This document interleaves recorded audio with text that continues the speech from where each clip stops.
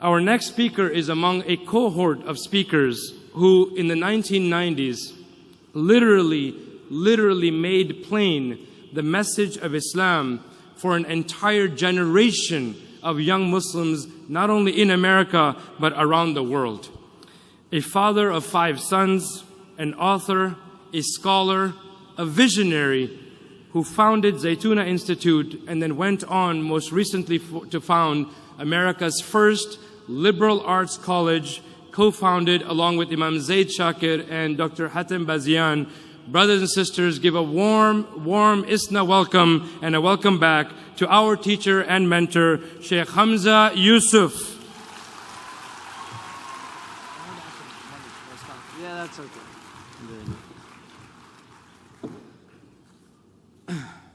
Alhamdulillah. Assalamu alaikum wa rahmatullahi wa barakatuh. Allahumma salli ala Sayyidina Muhammad wa ala alihi wa sahbihi wa sallam tasliman kathira.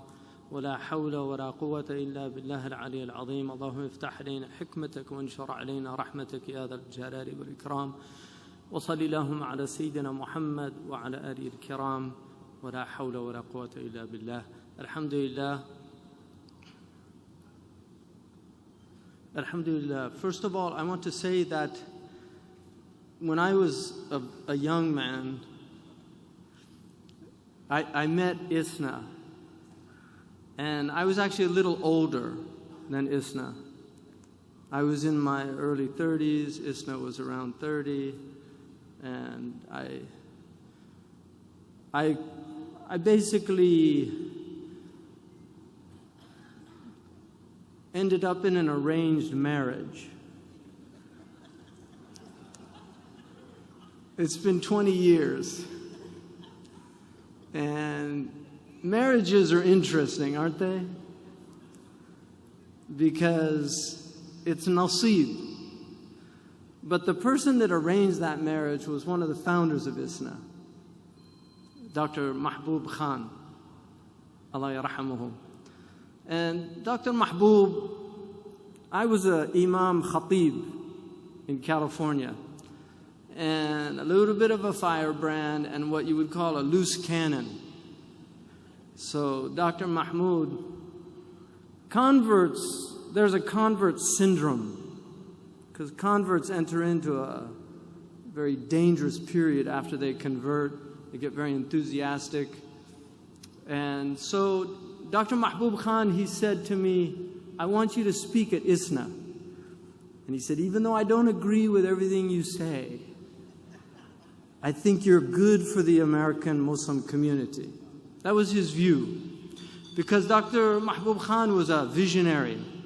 He was somebody that didn't allow ideological differences or those types of differences of methodology, if they weren't substantial.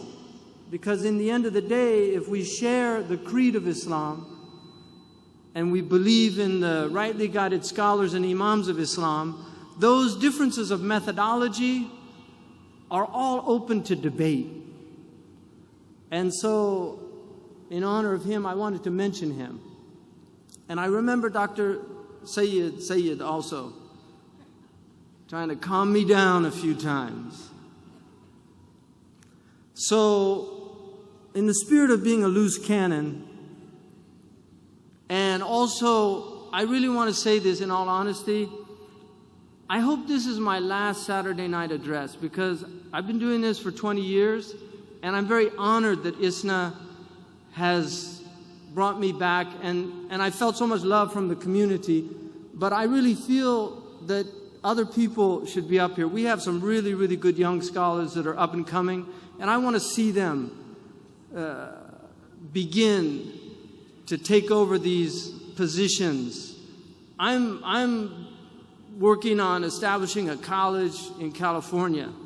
So, having said that, I want to say that I've always felt an immense amount of love from people here, from the Muslim community. There's always the haters. It's just the way it is. There's the enviers, the haters, and then the petty people. Those people always exist in every time and every place. And if you're going to be in a public position, you cannot take them seriously. You just have to do what you believe and let the cards fall where they fall and have a thick skin about those things. But what I want to talk about, I was asked to talk about a moral vision for this country. And I want to preface that by saying a moral vision for the future, to me, is a moral vision from the past. I truly believe that the moral issues of every time and place are basically the same issues.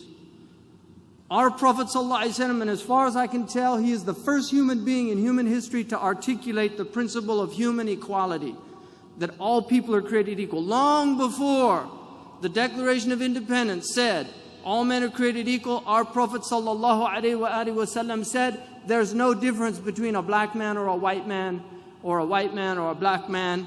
The only difference is in their God consciousness. And I know of no previous historical statement. I have never seen that in the Bible. I've never seen that in any philosopher before the Prophet. Aristotle talked about natural slaves with all his genius and brilliance. But our Prophet ﷺ articulated this to remove racism. As far as I can tell, the Prophet Muhammad ﷺ is the first human being to articulate the equality of men and women. I've never found anybody in the history of humanity before him to ever articulate that men and women are essentially the same. Before their Lord, they are both spiritual beings with the same rights. There's some variance in their responsibilities based on fitrah, on the primordial nature, but they're equal. The Prophet ﷺ was also, as far as I can tell, the first person to legislate from these religions clearly economic justice in all of the strata of society, not for one group or for one set of believers, but for all of the people. The Prophet ﷺ in his final speech, and I've mentioned it here before, you will see all of those major issues that are affecting human beings. My deep concern about this country is that America,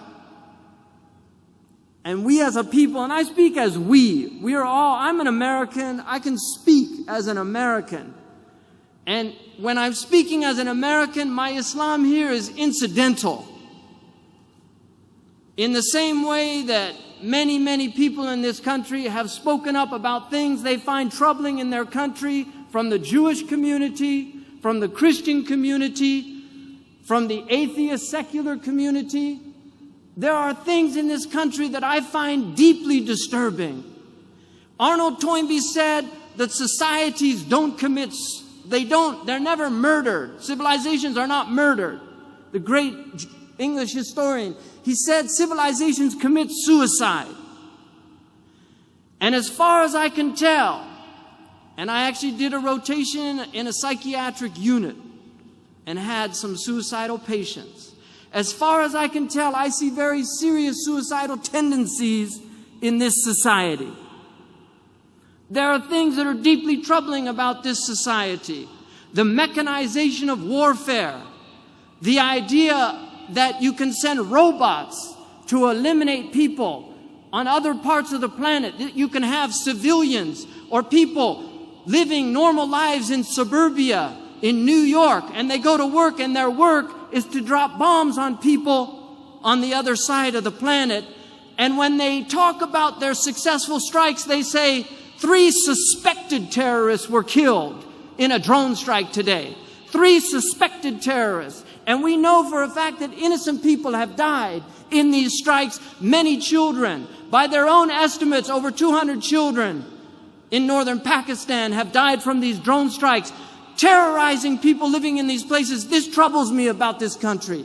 It troubles me because I live here. I pay my taxes. But it troubles me, and it troubles me deeply. And I really feel that we as Muslims need to be courageous. It's difficult to be courageous.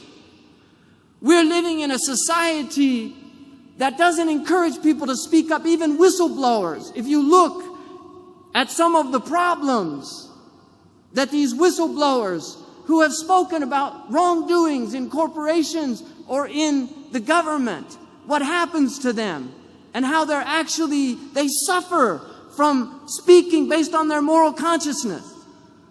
If we look at recently what happened in this situation with all of these leaks and how this person was treated, and all of these people that have had the moral courage, those people that released the pictures from Abu Ghraib. Do you remember Abu Ghraib? Iraq now is suffering more than it's ever suffered. It's worse than during even the war period. It's a country in complete dissolution. Palestine. These are real problems, human problems, that our country should not participate in creating more problems. But with the gifts that we've been given as a country, the power that we've been given at this country, we should be part of the solution and not part of the problem. Really. And we as a community have to be a moral conscience. We have to speak the truth. As a community, we also have to look at the type of culture that we are spreading around the globe. We are the #1 producer of pornography in the world. This is deeply troubling to me as somebody who's trying to raise young boys. Adolescents are always mystified by sexuality. They're mystified by it. But what we're dealing with now on the internet is so deeply troubling. We recently had a courageous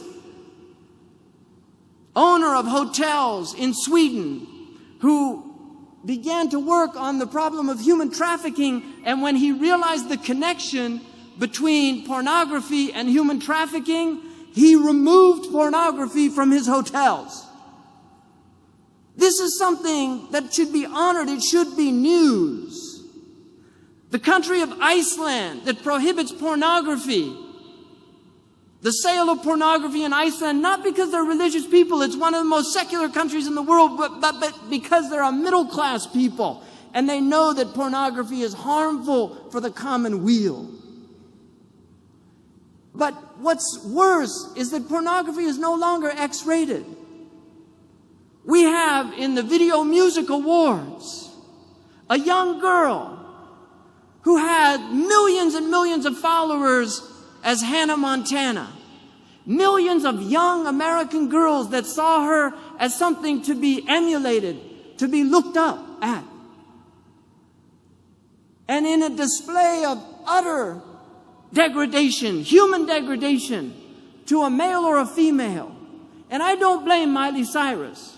I see her as a victim of a demonic, dehumanizing entertainment culture. In fact, I would call it an occulture, not a culture, because of the occultic undertones in it. It's a dark culture, and this is what our mainstream entertainment is producing. So all of those children that saw her in the Mickey Mouse Club as a young and innocent girl are now twerking, a word that shouldn't even be in our vocabulary. This troubles me about this country. And I think Muslims, as one of the last bastions of really serious commitment to modesty, to honoring our women, may Allah reward all of you, all of these women, incredible courage in the midst of a naked society, a society that removes clothes, that these women go out every day in their jobs, working amidst people who see it as some kind of backward, retrograde approach to women. And yet we have social science that has shown that when men see a naked woman or a woman in a bathing suit, the same area of the brain that lights up when they see a tool lights up. It's not the frontal lobe. It's a complete objectification that occurs. This is what happens to our women when they become objects of lust, as opposed to human beings with minds, with spirits, with something to say, not to be used and abused and then thrown away. And look how many women we have out here that are raising their children in single homes because they had children out of wedlock. There was no commitment by the male to a family. And they suffer and they struggle. Some of them are on welfare. They're fortunate to live in a country where they can get some help.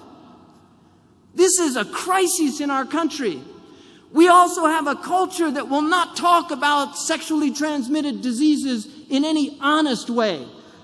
Every single thing that is harmful for you in America, they'll warn you about. They'll warn you about donuts. They'll have commercials about fatty foods. Everybody knows potato chips are not good for them. Everybody knows that French fries aren't good for them. They know that cheesecake's not good for them. But nobody will dare speak out against the deviant sexual practices that occur in this country and are not only not talked about, are promoted by mainstream entertainment and society. Promoted. Deviant sexual practices that are harmful to the human being. Pathogenic sexual practices that cause serious diseases. This isn't like a fatty food that takes time, many years before it accumulates and causes a heart attack. This is a one-time possible death sentence. And yet people won't speak honestly about it. The World Health Organization tells us that rectal intercourse is the most risky form of sexual behavior. That's what the World Health Organization has to say, and yet people will not say this is not a healthy choice. I don't want my child to be practicing this, male or female. This has nothing to do with sexual preference. This has to do with a sexual practice that is done amongst heterosexual people and amongst homosexual people. Yet it's harmful, and nobody wants to speak about it. We need our physicians to speak up about the types of cancers that occur, about what happens when you get genital warts. I worked for a gastroenterologist and saw firsthand what happens to people. Nobody wants to talk about this. And yet we have a society now where they say just get a vaccination for HPV as if this is some normal event that's going to happen in your life. You're just going to get HPV. No, there are many strains of HPV, but sexually transmitted HPV is a very specific type that is transmitted through sexual practices when people are having multiple partners or practicing types of sexual behavior that are unacceptable. This is the reality of our culture. We need to have honesty amongst our physicians. People need to speak out. They can't be afraid of a culture that is promoting pathogenic forms of behavior. Recently, at the Gay Pride Parade in New York, they requested that they all get meningitis shots because there's a new strain of meningitis in the homosexual community that is extremely deadly and has only shown up in that community. It is not fair to people with same-sex urges not to tell them about the dangers of this lifestyle. It's not fair. For young people, old people can make their decisions, but a 15-year-old kid in high school, he deserves to know the nature of these practices. We also have to recognize that we have a society, the economic injustices in this society are immense. If people want to understand what happened in the Muslim world recently, you have to understand the collapse of the economic system in this country. When all of the real estate collapsed, where did the money go? It went into commodities. What happened in the Muslim countries? All of the food stocks went up. People who they were paying 25% of their salary to food were now paying 45 to 50%, and they didn't have money to pay their rent. They didn't have money for other things. It created an immense amount of strain on these societies. And so people were becoming so frustrated. If we remember how it all started over an economic crisis in Tunis. Do people remember that? It started over a man who was trying to earn a livelihood by selling things. This is a crisis. We have an economic crisis. Nobody talks about the Greek meltdown. We have all these people attacking Turkey, but the reality of Turkey is Turkey has only recently paid off completely their IMF debt. Turkey is one of the only debt-free countries on this planet. And why isn't that in the news? Why is Erdogan being demonized as a tyrant when he has shown incredible fiscal responsibility for his country with immense growth? And now we're going to see constraints put on Turkey. You will see from outside. And Turkey is going to get hit economically. You'll see this in the future. Why? Because there are entities on this planet that do not want to see a successful Muslim model. And Turkey is an extraordinary country with a great people. They have proven that Muslims and seculars can live side by side. They have proven this. We had today, you see, people say, oh, the Palestinians and Jews, they could never live together. They lived together for over 1,000 years. It's a lie. I was walking with my friends today, and I saw Rabbi Weiss, who came from New York. He had his little Palestinian scarf. He had the enormous hat, which I don't know what they call them. But when I saw him, I felt happy. And I looked at them and I said, oh, look, here's this Jewish man from New York who is against the oppression, the Israeli aggression against the Palestinian people. And he gave me a hug, and I hugged him, and then we parted, and then he came back just to say, please, mention that there are Jews against what's happening in Palestine. Tell them that. Tell the Muslims that. He has come here consistently to be in solidarity with Muslims from the Jewish tradition. Minhum and mu'minun. Allah says amongst them, they're good people amongst them. And we know that. And we shouldn't demonize the Jews just like we don't like to be demonized. There are good people amongst, we have natural allies amongst many of the Christians.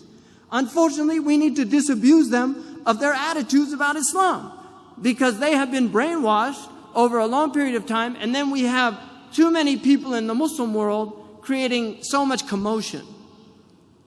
There's a lot of instability, but Muslims have been driven mad by social conditions. People talk about human nature. I just want to say this. If you take animals and you put them in cages, in inhumane conditions, they don't behave like they would in their natural habitat.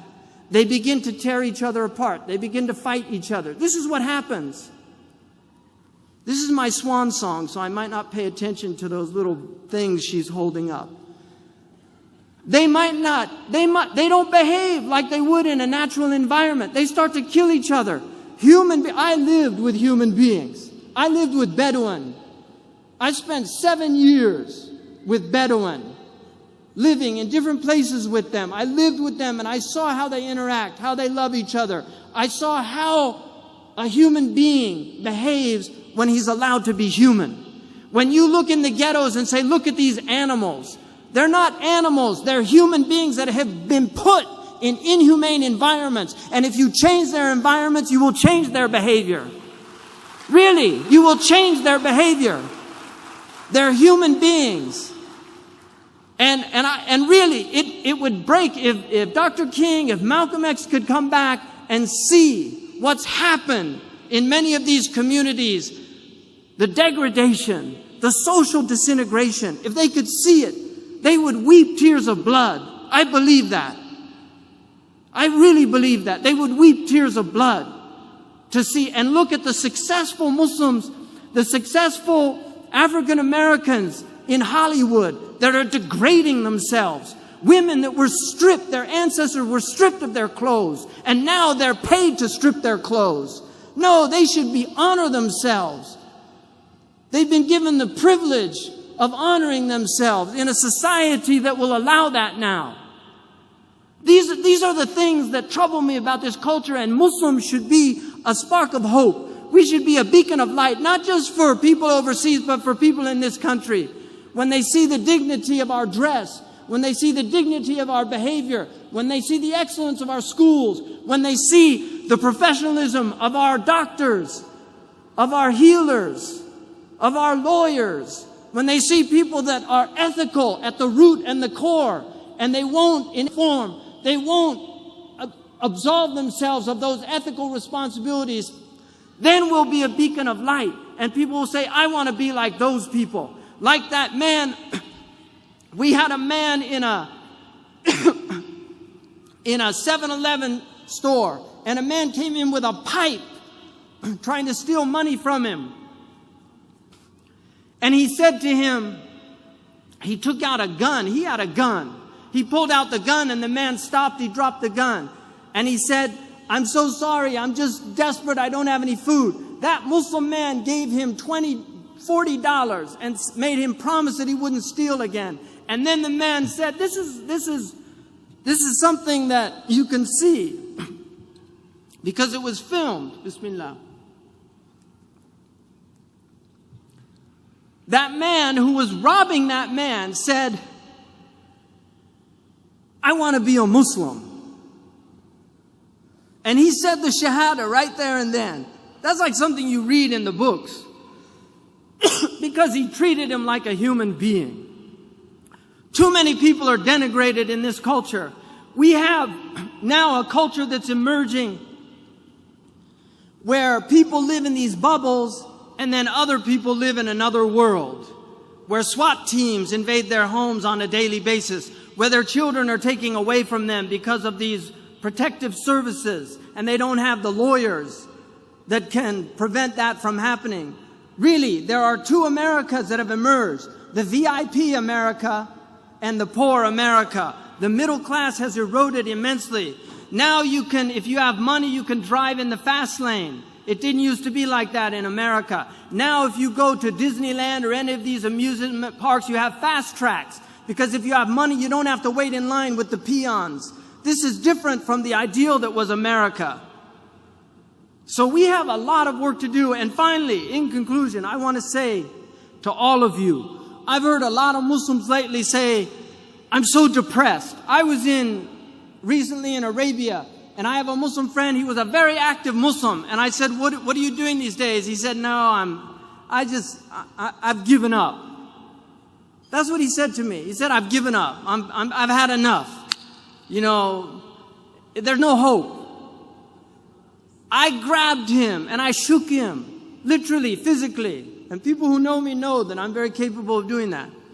I shook him and I said to him, "What do you mean there's no hope? If you want a bid'ah, hopelessness is a bid'ah. We're a religion of hope. We live on hope. Every time you're depressed or you say there's no hope, what you're saying to every African that was brought over in chains and survived the transatlantic crossing and came here and lived in slavery and marched to get their civil rights, you're saying to them that was all a waste of time. If you're depressed, you're dishonoring all those Andalusians who were chased out of what was called paradise at the time. They were chased out of Andalusia, but they made new lives for themselves in Tunisia, in Morocco. And today you have Andalusian families that hail from Andalusia, just like you have Palestinians here that were chased out of their homes. You're dishonoring all of those Indians that migrated to Pakistan with the hope of a better life. You're dishonoring the Afghanis that have lived in over 30 years of war, and they're still trying to hold their heads high. We can't do that. There's no room for hope. I'm in it till the last breath. I'm in it till the last breath. Because in that last breath, and I pray to God that Allah subhanahu wa ta'ala gives me on my last breath, Ashhadu an la ilaha illallah wa ashhadu anna Muhammad Rasulullah, because I believe in the promise of God. I believe that His prophet was true. I believe that hell is true and that the fire is true and that the day of judgment is true. And I testify to the truth of the sirat, that we will be weighed in the balance, and there will be those who are found wanting, and there will be those who are given grace, and there will be the outstrippers. These are all true things that every prophet has taught, and I believe in them. And I will hold to them till I die, and the struggle continues. This world was never meant to be paradise. God has created a world that is meant to drive you to God. And if you're being driven to the devil, you've been duped, my friends. Because all of the hardships that you suffer in your life, if you believe in God, you will find those rewards on the day of judgment. I was in Abu Dhabi, and a taxi driver said to me, and I'm done. I was in Abu Dhabi. A taxi driver said to me, I said, "Where are you from?" He said, "Dar'a." And I said to him, I hope that your family's safe. He said the house caved in on them. My father was killed. He said to me, I've worked 12 years. Every month I sent everything I could back to my father to build that house. And it was destroyed. I feel like my whole life is a waste. I said to him, Ya akhi, bil Arabiya, ihtasib 'inda Allah. Wallahi kunta fi birrin biwalidayk. You were in filial piety to your parents. Believe in the promise of Allah subhanahu wa ta'ala. What you're doing is not to build in this world. Man bana li hadhihi ad-dunya faqad khaba ma bana. If you build for this world, what you build will go to naught. We build for the next world, not for this world. And if what we build, if my college in California is destroyed by an earthquake, so be it. So be it. But we are builders for the akhirah, and this is the place we do it. Jazakumullah khairan wa assalamu alaikum.